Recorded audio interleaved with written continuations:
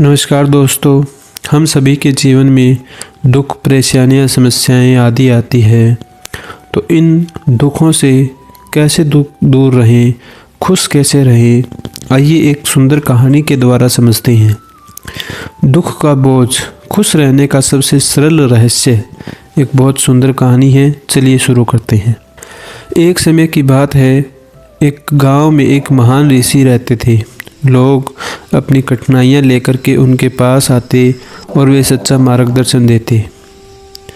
एक दिन एक व्यक्ति ऋषि के पास आया और बोला, गुरुदेव, हमेशा खुश रहने का राज क्या है? ऋषि मुस्कुराए और बोले, मेरे साथ जंगल चलो, वहीं तुम्हें उत्तर मिलेगा। रास्ते में ऋषि ने एक बड़ा पत्थर उठाया और कहा, इसे पकड़ो और चलते रहो।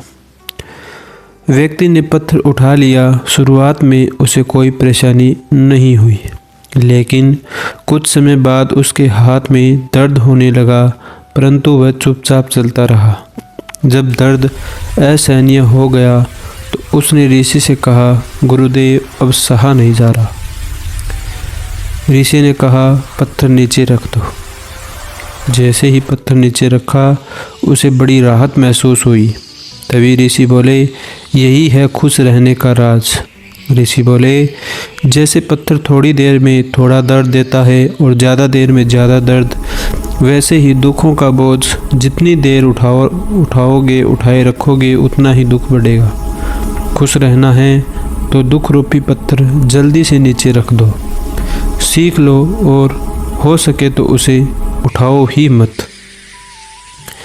दुख का बोझ जितनी देर उठा करके रखोगे, उतनी ही ज़्यादा परेशानियां आएगी। अब ये दुख कैसे होता है, क्यों होता है? मोह, लगाव और अत्यधिक उम्मीदों से होता है।